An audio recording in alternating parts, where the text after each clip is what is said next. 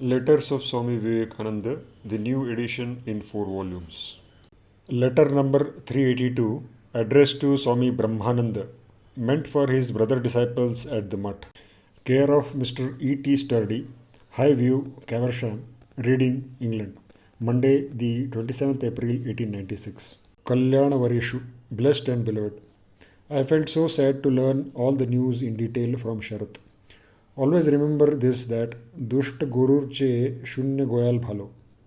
It is a popular Bengali proverb meaning it is better to have an empty cowshed than to have a naughty cow. I now see that you all are trying to throw cold water on all my endeavors.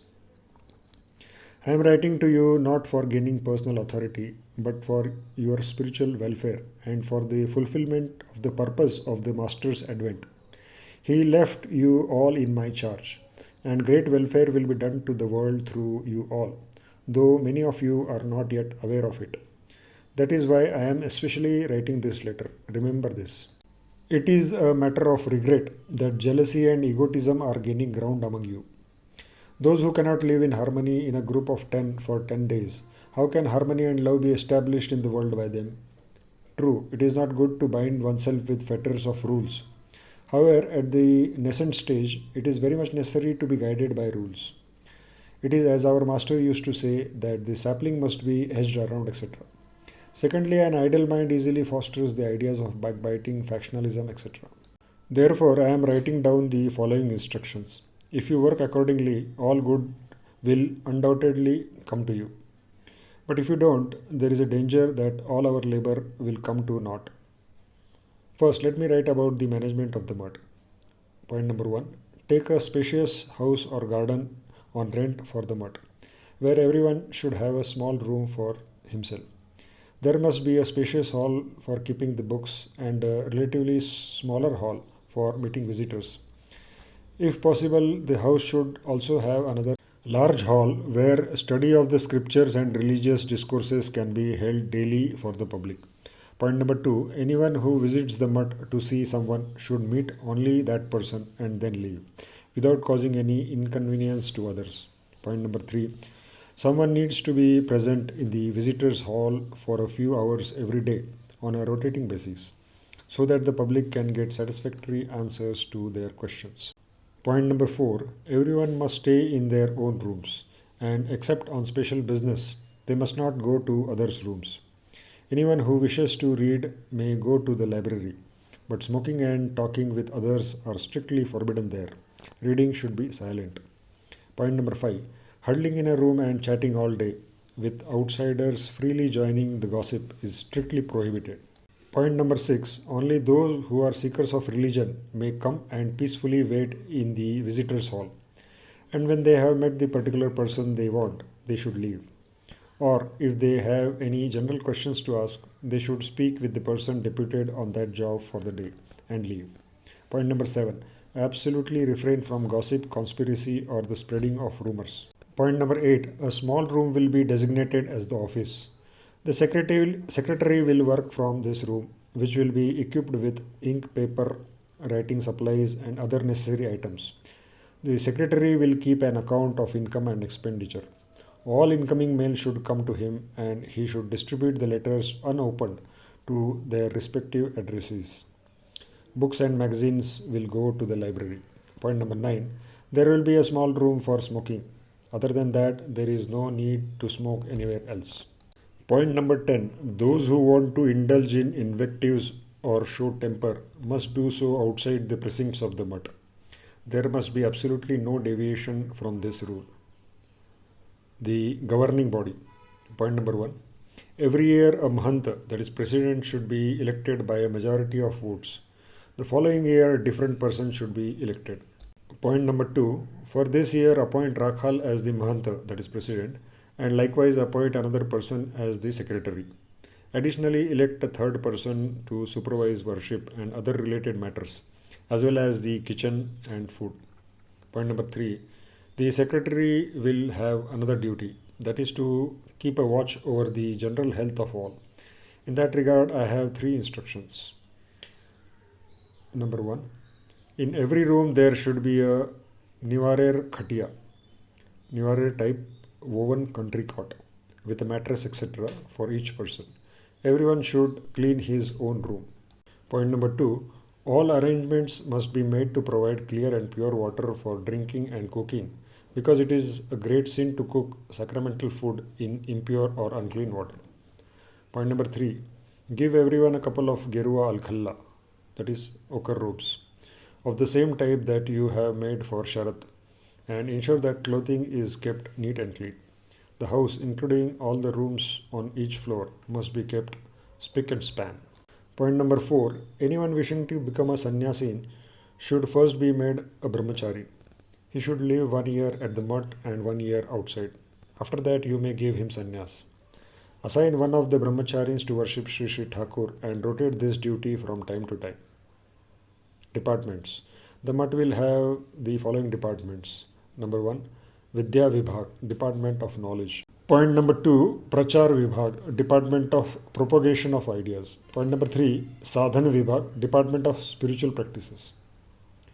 Number 1. Vidya Vibhag, Department of Knowledge. The object of this department is to arrange books and teachers for those who want to study. Every morning and evening teachers shall be available for them.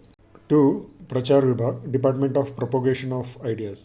This department is for both preachers living within the mutt and those living outside. The preachers living in the mutt should teach inquirers by reading scriptures to them and by means of question-answer sessions. The preachers living outside will travel from village to village, preaching and working to establish similar mutts based on this model in different places. 3. Sadhana Vibhag, Department of Spiritual Practices. This department will try to provide the requisite to those who want to practice spiritual disciplines in their own rooms. But because one has chosen to practice spiritual disciplines, he should not prevent others from studying or preaching, as mentioned above. He who would create trouble should be immediately asked to clear out, and this must be followed without fail. The preachers living in the mutt will give classes on Bhakti Yoga, Jnana Yoga, Raja Yoga, and Karma Yoga by turns. And the date and time for each class should be fixed and displayed at the classroom door. This way, a seeker after bhakti, that is devotion, won't arrive on a day scheduled for Jnana Yoga and feel disappointed. The practice of Vamachara, footnote, Vamachara or Vammarga means tantric practices which involve women, opposite sex, and consumption of intoxicants, footnote ends, is not for you. Therefore, even the name of Vamamarga should on no account be taken in the mutt. Anyone not adhering to this must be out of this mutt. That form of practice must never even be mentioned in the mutt. Ruin shall seize the wicked man, both here and hereafter, who would introduce wild Vamachara into his fold. Some general instructions. Point number 1. If any woman comes to meet a sannyasin, she may talk to him in the visitors' hall. No woman will be allowed to enter any other room, except the Thakur Ghar, that is worship room. Point number 2. No sannyasin shall be allowed to reside in the women's mutt. Anyone refusing to obey this rule will be expelled from the mutt. Dushta gurur che shunya goyal bhalu. It is better to have an empty cowshed than to have a naughty cow. Oh Lord, I must tell you all this, even after training you all for so long with such care. Point number 3. Men of loose character will not be allowed at all. On no pretense shall their shadow even cross the threshold of our house. If any among you becomes loose in character, turn him out at once, whoever he may be. No need to keep a naughty cow. The master will bring plenty of good people. Point number 4. Women are welcome to attend classes in the preaching hall during class time or preaching hours, but must leave immediately afterwards. Point number 5. Never show temper, harbor jealousy, or speak ill of one another in secret. Oh God, how devoid of love and compassion you all are becoming. One is very likely to find fault with others, but reluctant to rectify one's own. Point number 6. There should be fixed times for meals. Everyone must have an asan, that is mat, and a low dining table. They will sit on the asan and put the plate on the table, as is the custom in Rajputana. The office bearers. You should elect all the office bearers by ballot, as was the mandate of Buddha Maharaj, that is Lord Buddha. That is, one should propose that such and such should be the Mahanta, that is president for this year. Everyone will write on a piece of paper yes or no and put them in a picture.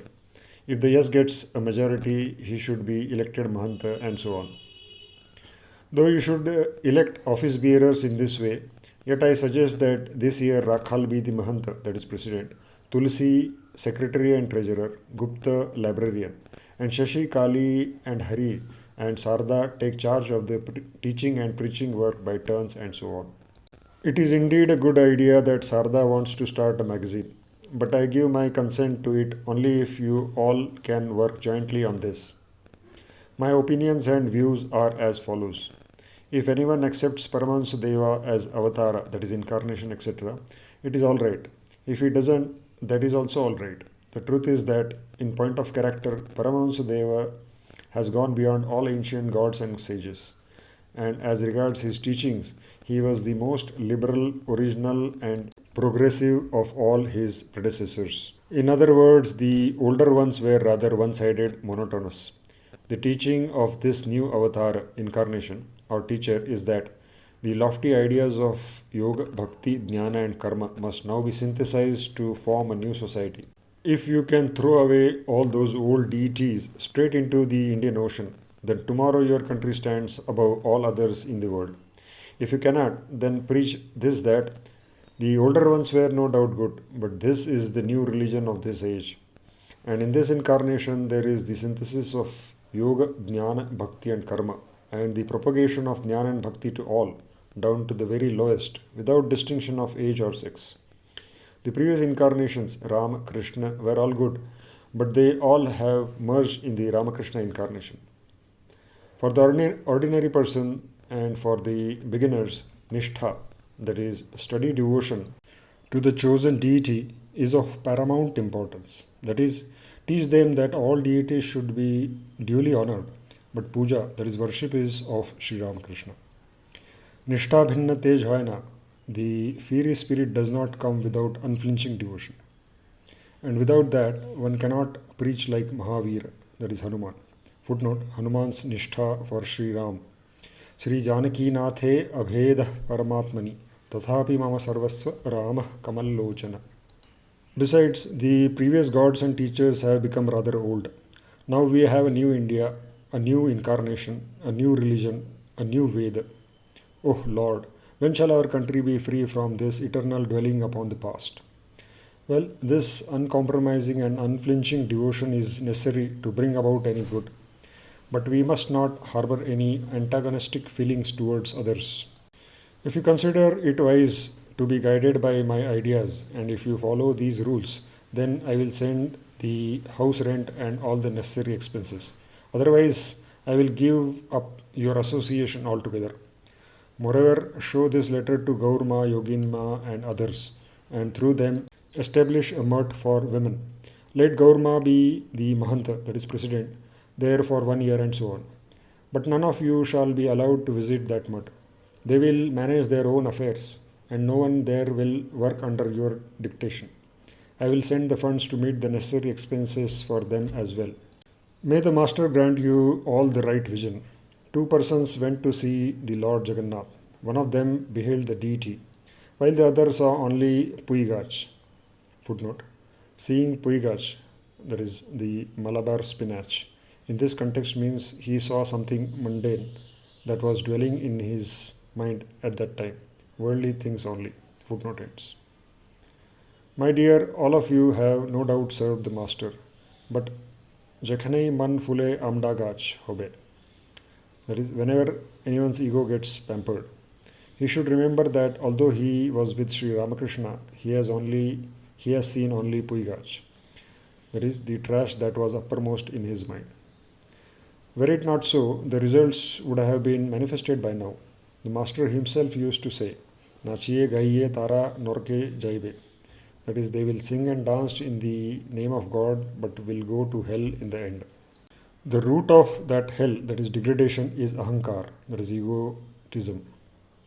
To think that I am the same as he. He used to love me too. I see. Oh, Madhuram, that is fools. Would he then be in such a miserable state? Would such a man envy or quarrel with another and degrade himself to a state like living in hell? Still, there is a way out, mark you. Bear in mind that through his, that is Sri Ramakrishna's grace, men will be turned out like gods, wherever his mercy would shower. You all are doing nothing but desperately trying to drown his name. Still, there is time, be careful. Obedience is the first duty. Just do what I say. Now, let me see how you all carry out these few small things. Then, gradually, great things will come to pass. Alamiti. That is all for the time being. Narendra. Postscript. Read this letter to all, and should you consider the suggestions worth carrying out, write me back. Tell Rakhal that he who is the servant of all is the master of all. He never becomes a leader in whose love there is a distinction between high and low, whose love has no end and no distinction between high and low. His love wins the whole world. Narendra. Om Tat Sat.